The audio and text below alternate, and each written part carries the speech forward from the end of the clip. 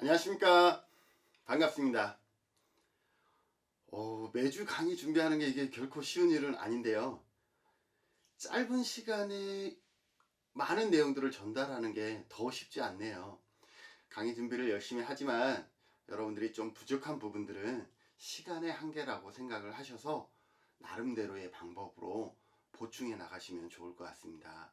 이 강의를 전적으로 의지하지 말라라는 말씀이에요. 아셨죠? 네, 오늘은요, 공적연금에 대해서 살펴보고자 합니다. 공적연금이 도입되기 전에 인간의 노후 문제에 대한 책임은 누구한테 있었죠?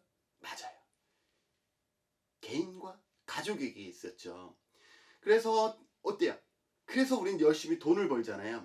열심히 돈을 벌어서 그 돈으로 어떻게 해요? 생활비도 하지만 미래를 위해서, 우리의 노후를 위해서 어떻게 하죠? 저축이라는 것을 하게 되죠. 그런데 그 저축을 통해서 모든 사람들이 노후를 풍족하게 살아갈 수 있나요? 그렇지 않죠. 오늘 당장 먹고 살기도 힘든데 저축은 한다라고 하지만 이 저축이 내가 노후에 1년을 써서 다 사라질지 10년 동안 버틸지 아무도 모른다라는 거예요. 자, 그렇게 저축의 X가 적으면 결국은 누구를 의지할 수밖에 없어요? 부모, 형제, 때로는 자녀들을 의지할 수밖에 없는 거죠. 자, 근데 그렇게 의지가 가능하면 상관이 없어요. 예전처럼 식구들이 많아요. 그러면 내가 자녀를 낳았는데 10명, 너무 많다, 그죠? 셋, 넷, 5명 정도를 낳았다라고 쳐요. 그러면 자녀들이 그래도 조금 부담되지만 그래도 부모님이니까 부양하겠죠. 그런데 요즘처럼 자녀가, 그죠? 아이 1명, 많으면 2명, 이 정도 수준에서 한 명이 부모님이라고 하더라도 모시는 게 한계가 있다라는 거예요. 왜? 자기들의 가정도 이끌어야 되는데 부모의 가정까지 책임지려니 경제적으로, 시간적으로 어려울 수 있다라는 거죠. 이처럼 산업화 이후에 개인의 저축으로 노후를 대비하는 것에는 한계가 있었다라는 거예요. 어떤 한계냐? 우선 개인적으로 이런 거죠. 제가 저축을 했어요. 여러분들이 10년 전에 100만 원을 저축했다라고 쳐요. 10년 전에 100만 원은 엄청 큰 돈이었잖아요. 그런데 지금 노후가 됐어. 노년이 돼서 그 100만 원을 다시 찾아서 쓰려고 그랬더니 이 100만 원은 10년 후에 100만 원의 가치는 10년 전에 10만 원의 가치밖에 안 되는 거예요. 그러다 보니까 이것으로 생활하는 데는 내가 큰 돈 100만 원을 저축했지만 사용할 때 100만 원은 아주 작은 가치밖에 되지 않는다라는 거예요. 그러면 이렇게 개인의 저축으로는 한계가 있으니까 민간보험이라든지 이러한 사회보험을 통해서 충분히 나머지 영역을 해결할 수 있지 않냐라고 어떤 학생이 질문을 해요. 자, 그런데 사회보험은 어때요? 우리가 배웠듯이 역외선택이라든지 도덕적 해이의 문제가 있었죠. 그죠? 역외선택이라는 것은 뭐예요? 도움이 필요할 것 같은 사람만 보험에 가입하고, 도덕적 해이는 보험에 가입한 사람은 위험해, 안전하게 생활하는 데에 대한 의식이 낮아지는, 그러다 보니까 민간보험이 사고율이, 보험 지출률이 늘어나잖아요. 그러면 그게 결국은 누구한테 돌아와요? 개인에게 돌아오죠. 보험 가입비가 더 많이 늘어나겠죠. 또 이자는 상당히 낮아지겠죠. 그러다 보면 결국은 민간보험도 낼 수 있는 사람만 내게 되고 받을 때 혜택은 상당히 적어진다라는 거죠. 제가요, 이런 말 하면 저한테 보험 가입 권유하시면 안 돼요. 제가 누군가가 부탁을 하면 거절을 잘 못하는 성격이었어요. 그러다 보니까 민간보험에 많이 가입이 된 거죠. 아주 자잘한 것들. 그래서 보통 돈을 쓰게 되니까요, 어쩔 수 없이 보험사에 가서 중도 해지를 하게 돼요. 그런데 가면요, 어떤 분들이 되게 많냐면요, 이게 이런 보험인 줄 알았으면 내가 가입 안 했어! 이런 분들이 너무 많아요. 왜? 우리가 내는 보험료의 상당 부분이, 일정 부분은 적어도 뭐예요? 그 기업을 유지하는데 사용되어진다라는 거죠. 무슨 수수료로 사용되어진다라는 거죠. 아무튼 이처럼 개인과 시장을 통해서 모든 국민이 노후 문제를 해결하는 데는 한계가 있어요. 그래서 대부분의 국가에서는 뭘 하고 있냐면 대부분의 국가에서 노후 문제를 국가에서 일부적으로 책임지고 있다라는 거예요. 이처럼 국가에서 국민의 노후 문제를 책임지는 이러한 시스템을 뭐라 그러냐면 노후 소득 보장 시스템이다라고 얘기를 해요. 이러한 공식적인 노후 소득 보장 시스템이 바로 공적연금인데요. 이러한 공적연금에는 크게 두 가지로 나눌 수가 있는데 연금보험과 공공부조보험이에요. 그래서 이 두 가지의 시스템이 뭐다? 공식적인 노후 소득보장 시스템이에요. 자, 이러한 공식적인 노후 소득보장 시스템에는 뭐가 있다 그랬어요? 네, 연금보험이 있고 공공부조보험이 있겠죠. 연금보험의 대상자는 일반적으로 근로자와 자영업자를 주된 대상으로 하죠. 재원은 어디에서 이루어지나요? 재원도 마찬가지로 사용자와 근로자가 낸 보험료를 통해서 재원이 충족이 되죠. 그죠? 자, 재정 운영 방식은 보통 어떤 형태로 이루어지죠? 대부분의 선진국에서 대부분 이 연금보험을 먼저 적용한 나라에서는 연금 운영 방식을 어떻게 한다 그랬어요? 부가 방식으로 한다라고 얘기를 했죠. 우리나라는 부가 방식은 아니지만 이미 이 연금보험 제도를 도입한 나라는 대부분 부가 방식으로 운영이 된다라고 얘기를 했습니다. 맞죠? 그러면 부가 방식은 어떠한 방식이라고 얘기를 했죠? 네, 현재 일하고 있는 계층이 현재 지출되는 연금의 재정을 부담하고 경제활동 가능 인구에서 노년 인구로 그 돈이 어떻게 되는 거예요? 소득 재분배되는 그러한 기능이 발생하겠죠. 반면에 공공부조는 어떻게 되죠? 빈민을 대상으로 하고 자산조사를 기반으로 해서 지출이 되죠. 그러면 재원은 어떻게 마련되죠? 맞아요. 재원은 우리가 낸 일반 조세로 재원이 마련된다라는 거죠. 구비의 수준은 정액제 또는 보충제 방식으로 이루어집니다. 반면에 민간연금이 있어요. 공식적인 뭐예요? 공적연금 말고요. 공식적인 공적연금 소호보장 중에서 공적연금 말고요. 민간보험도 있죠. 민간연금. 민간연금에는 어떤 게 있어요? 기업연금이 있고 개인연금이 있어요. 여기서 기업연금은 어떤 거냐면요. 대상자는 근로자와 자영업자예요.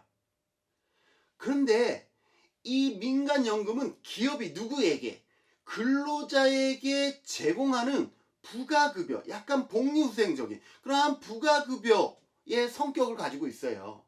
그래서 기업이 뭐예요? 보험료의 일정 부분을 내요. 기업도 뭘 하는 거예요? 보험료를 낸다라는 거예요. 근로자만 내는 것이 아니라. 그런데 가입을 누구 이름으로 하냐면 가입을 기업 이름으로 하게 되는 거죠. 무슨 말인지 아시겠어요? 돈을 기업과 근로자가 같이 내긴 하지만 그리고 이것은 누구를 위한 거예요? 근로자를 위한 거예요. 그런데 가입은 누구 이름으로 하냐면 기업의 이름으로 하게 되는 거죠. 반면에 개인연금은 어떻게 되는 거예요? 개인연금은 근로자 자력으로 하는 거잖아. 기업연금은 기업에서 일반적으로 반을 보조해 주는 거예요. 근데 강제는 아닌 거죠. 강제라면 무조건 해야 되지만 강제는 아닌 거예요. 반면에 개인연금은 자력으로 내야 되는 거예요. 자력으로 돈을 내서 노후 준비를 해야 되는 그러한 형태를 의미하죠. 더불어서 어떤 게 있냐 하면 공적인 공제기금 있죠. 우리 예전에 한번 했었죠. 공적인 공제기금. 뭐 공무원 연금도 있을 것이고요.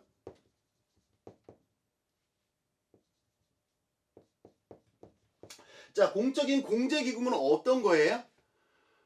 공적인 공제기금은 개인연금을 강제저축으로 하는 거예요.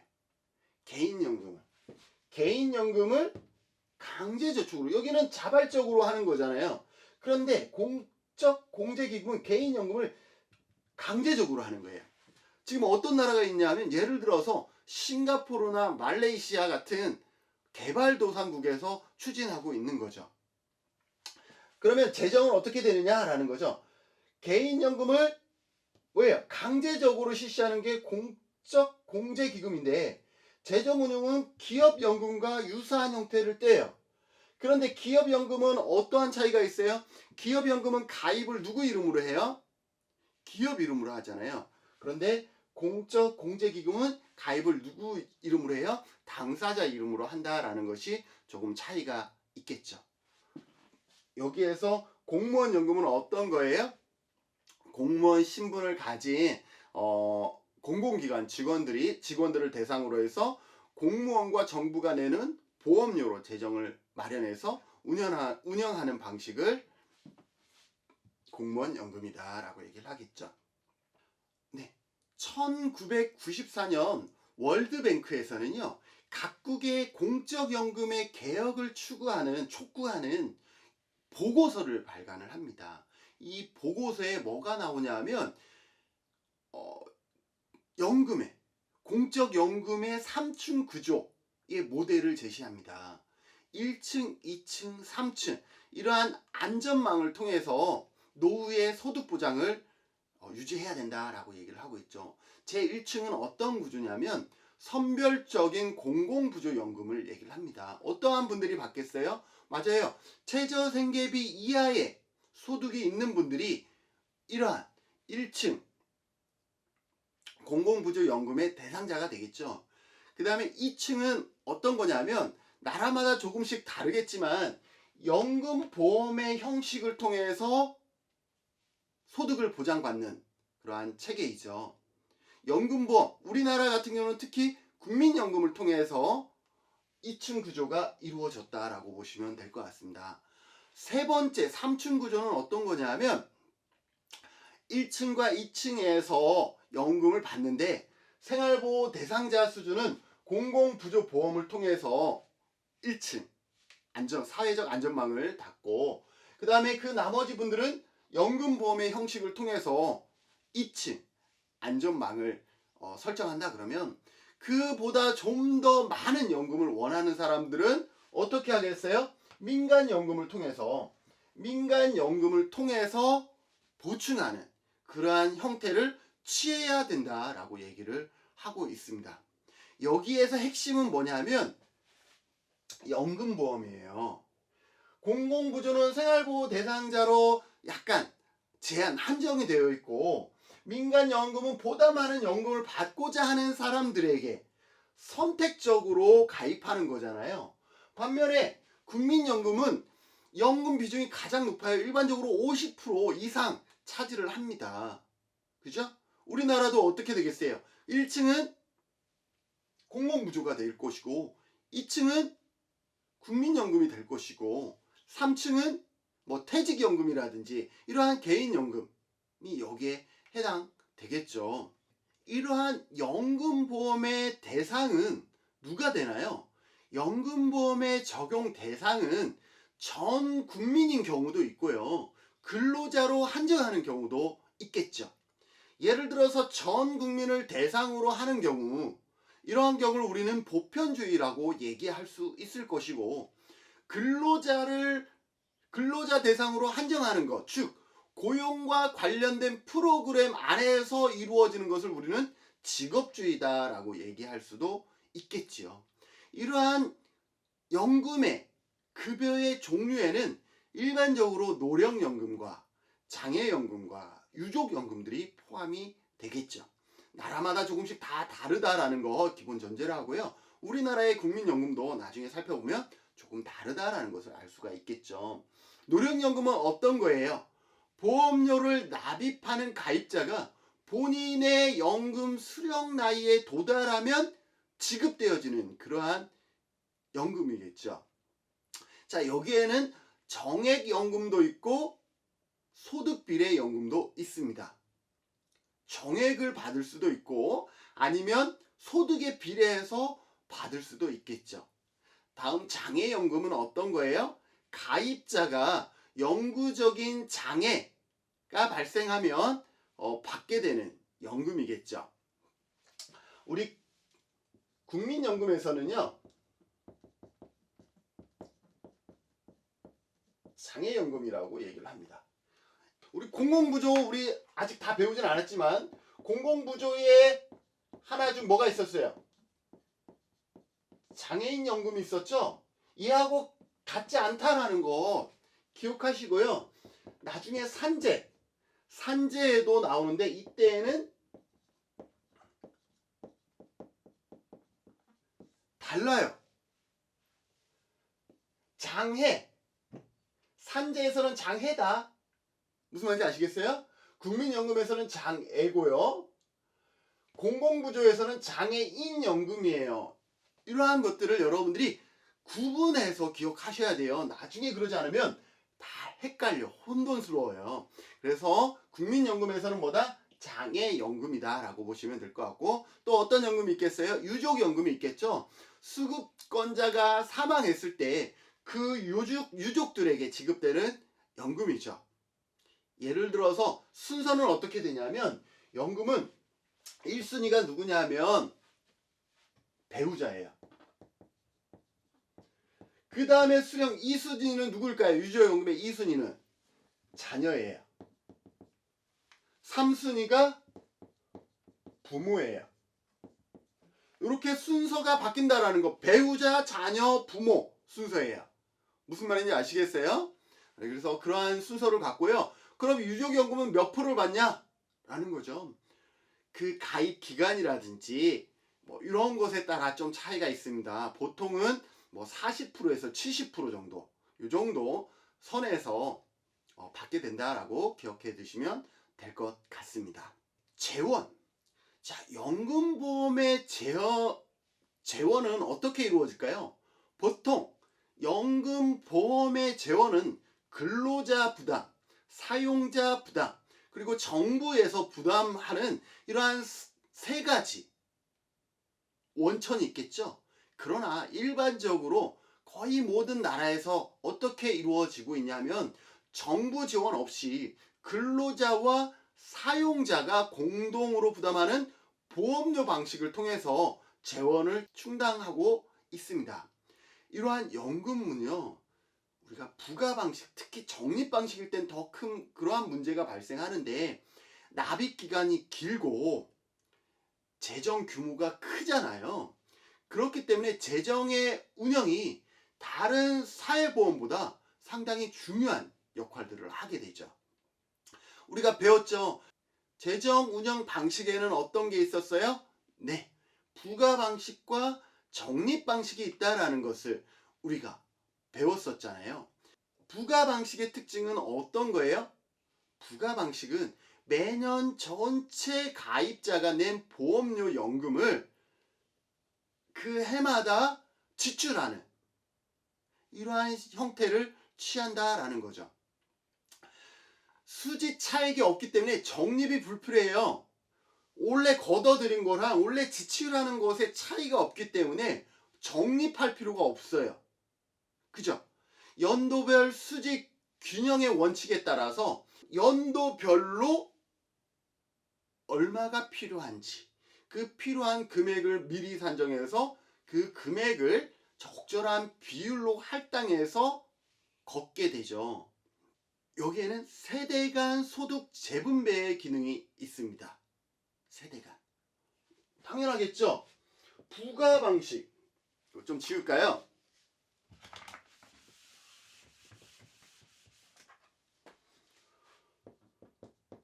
부가 방식에는 어떻게 한다 그랬어요?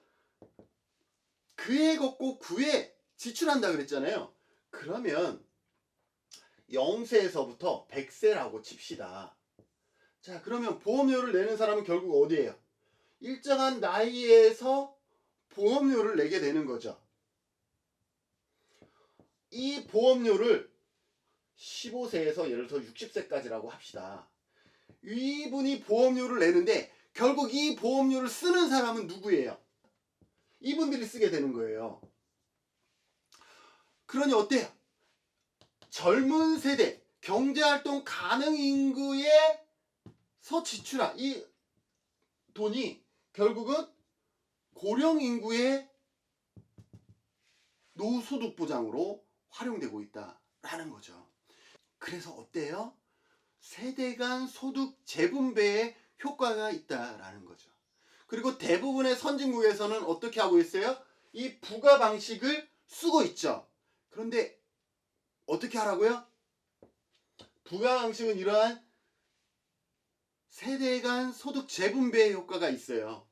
세대 간 소득 재분배의 효과가 있는데 여기 경제활동 가능 인구가 탄탄할 때, 수적으로 많을 때는 큰 부담이 없는데 이런 경우 있죠. 인구 자체가 여기가 상당히 줄어들고 여기가 상당히 이렇게 늘어나는 거예요. 고령자 인구가 기하급수적으로 늘어나는 거죠. 그러면 이분들이 내야 될 세금이 이만큼 더 많아진다라는 거예요. 이분들을 부양하기 위한. 그래서 이 부가 방식은 어때요? 인구 구조에 취약하다 그랬어요.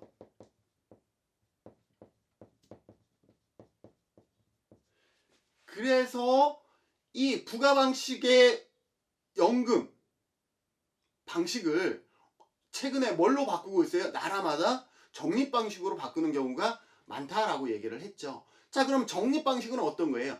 적립 방식은 근로기간 중에 규칙적으로 저축한 것을, 본인이 저축한 것을 퇴직 이후에 받는 일종의 강제저축이에요. 강제저축. 어떻게 보니까 생각하기에 따름이지만 강제저축인 거죠. 수지상등의 원칙에 인해서 소득 재분배 기능은 없어요. 수지상등의 원칙이라는 것은 뭐냐면 내가 낸 보험료의 총액과 내가 사용한 보험료의 총액이 같아야 된다라는 거죠. 그러면 소득 재분배가 있겠어요? 없겠어요? 없어요. 왜? 내가 냈던 건 고스란히 내가 받는 건데 무슨 누가 누구한테 소득을 내는 거야? 없죠. 그런 게 없다라고 보시면 될 것 같습니다. 그리고 최근에 부분 적립 방식이라는 것이 있죠. 이 부분 적립 방식은 부분 적립 방식이라고 얘기하시는 분들도 있고 수정 적립 방식이다라고 얘기하시는 분들도 있어서 용어는 여러분들이 그렇게 바뀔 수가 있구나 라고 생각하시고 일부 개발 도상국에서 채택하고 있습니다. 보험료율을 부가 방식보다 높게 책정해서 제도의 시행 초기에 적립금을 누적시키는, 이를 경제 개발에 활용하고자 하는 방식이 부분 적립 방식이다라고 보시면 될 것 같습니다.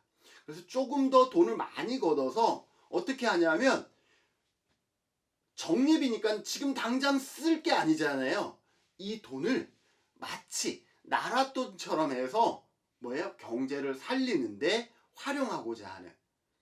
우리나라가 어떻게 보면 1973년에 국민연금을 만들었잖아요. 어떻게 보면 그러한 뭐가 있었어? 음모가 있었던 거예요. 목적이 있었던 거죠. 하지만 시기상으로 시행은 못했죠. 국회를 통과하긴 했으나 시기상으로는 시행은 못한 거죠. 자, 그리고 확정 급여 방식과 확정 기여 방식이 있어요. 이 두 가지는 뭐냐면 확정 기여 방식은 뭐냐면 사전에 확정된 보험료를 부담하되 그에 상응하는 연금급여는 확정하지 않는 거예요. 내는 돈은 확정되었으나 내가 받는 것은 확정되지 않았어. 어떻게 그러면 내가 얼마 받을 거예요? 적립된 돈을 추후에 연금이나 일시불로 지급을 하게 되는. 확정 급여 방식은 개인이 부담한 보험료의 크기는 아직 정해지지 않았어요. 그런데 사전에 확정된 뭐가 정해져 있어요? 급여. 얼마를 받을 건지에 대한 것은 정해져 있어요. 자, 여기에서 조금 애매하긴 한데요. 자, 우리나라는 확정 급여에 가까울까요? 확정 기여에 가까울까요? 우리나라는 확정 급여에 가깝습니다. 왜 그러냐면 내가 얼마 낼지는 아직 몰라. 그러나 내가 내는 순간 뭐가 결정되는 거예요? 얼마 받을지가 이미 계산식으로 다 결정이 되어집니다. 그래서 우리나라는 어떤 방식이냐? 확정급여제를 채택하고 있다라고 보시면 될 것 같습니다. 적립방식과 부가방식 장단점을 딱 한 가지로 얘기하라 그러면 그거는 불가능합니다. 어느 게 좋은지 단정 짓기는 어렵습니다. 우리나라 같은 경우도 건강보험은 부가방식을 채택하고 있고 국민연금은 적립방식을 채택하고 있다는 것은 각각의 어디에 어떻게 사용하느냐에 따라서 그 단점이 장점으로 기능할 수가 있고 때로는 장점이 단점으로 기능할 수가 있기 때문에 각각의 장단점을 제대로 이해해서 제대로 활용하는 것이 더 중요하겠다라고 보시면 될 것 같아요. 연금재정 운용 방식에 관한 전통적인 견해는요, 사회보험에서는 적립방식이 필요하지 않다라는 거예요. 왜냐하면 우리 예전에 레자가 얘기를 했었죠. 뭐예요? 민간보험에서는 완전 적립이 반드시 필요하지만 사회보험은 그렇지 않다라고 했잖아요. 왜 사회보험은 완전 적립이 필요하지 않다라고 얘기를 했어요? 맞아요. 사회보험은 일정 기간 동안만 운영되는 것이 아니라 전 생애를 거쳐서 그리고 그 사람이 아니라 다른 사람도 전부 다 강제 적용되기 때문에 지금 완전 적립되지 않아도 누군가는 계속 연금을 납입할 것이다 라는 거예요. 신규 가입자가 계속 늘어나기 때문에 완전 적립할 필요가 없다라고 얘기를 하고 있고요. 만약에 재정이 부족하면 어떻게 되겠어요? 국가에서 보험료율을 높여서 추가로 받으면 되는 거예요. 강제 가입이니까요. 사실상 우리나라도 국민연금이 처음에 3%였어요. 5년 지나서 6%로 바뀌었어요.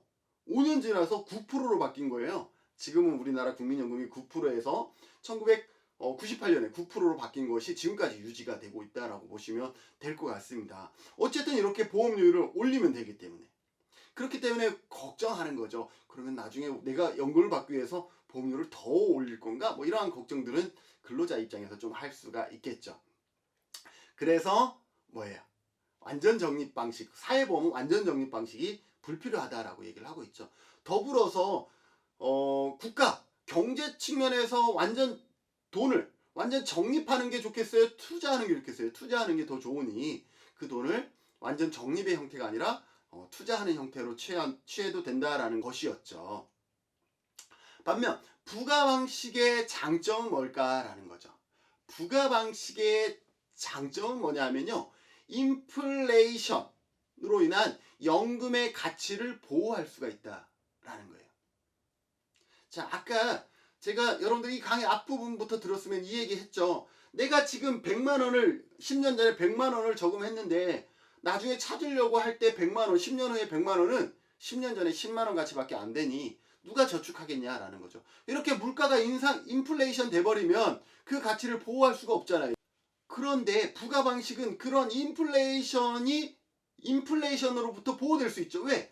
어차피 올래 걷어서 올래 쓸 거니까 인플레이션을 크게 적용하지도 않고 걱정하지 않아도 되는 거죠. 만약에 올해 자체가 작년보다 올해가 물가가 전부 다 인플레이션이 됐어. 그러면 많이 내고 그냥 낸 만큼 쓰면 되는 거예요. 그죠?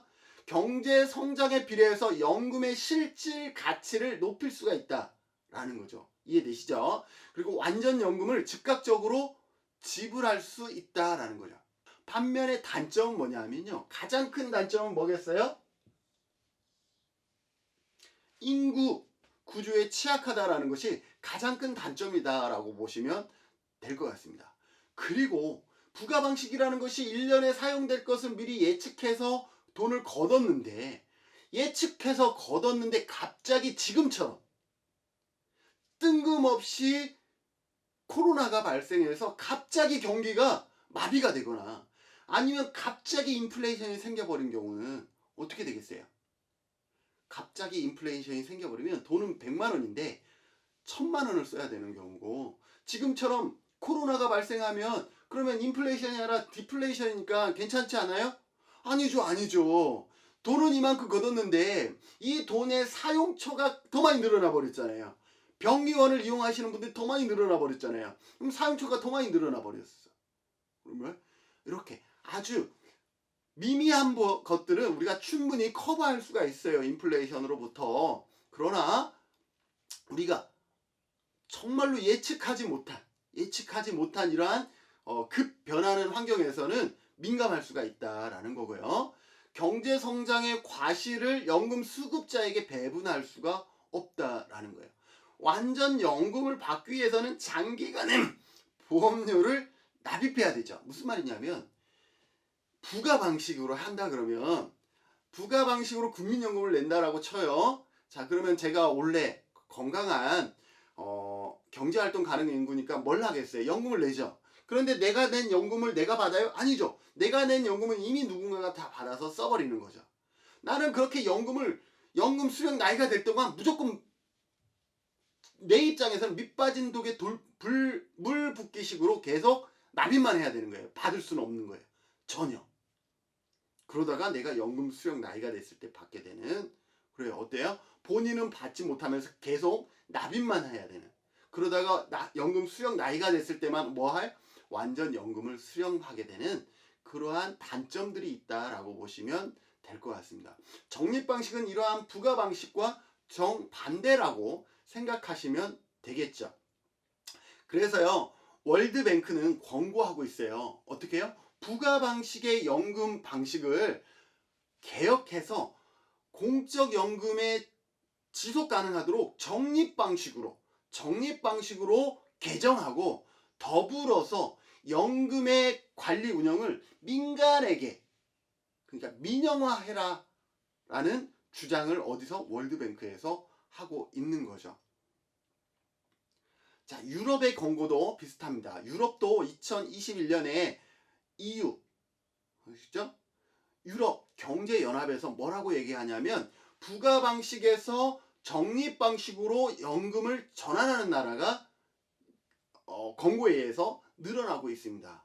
그리고 그게 아니더라도 부가 방식과 적립 방식을 혼용하여 사용하는 나라가 있고요. 기업연금, 지워지긴 했지만 기업연금을 준 법정연금으로 상향하는 나라도 있어요. 예를 들어서 스위스와 호주 같은 나라는요, 이 기업연금을 법정연금 수준으로 상향을 해요. 그래서 이 나라는 어떠냐면 이 기업연금의 재정과 법정연금의 재정에 차이가 없을 정도로 그렇게 기업연금의 재정 수준을 상당히 끌어올린 나라도 있다라고 보시면 될 것 같습니다. 오늘 수업은 여기서 마치도록 하겠습니다. 수고하셨습니다.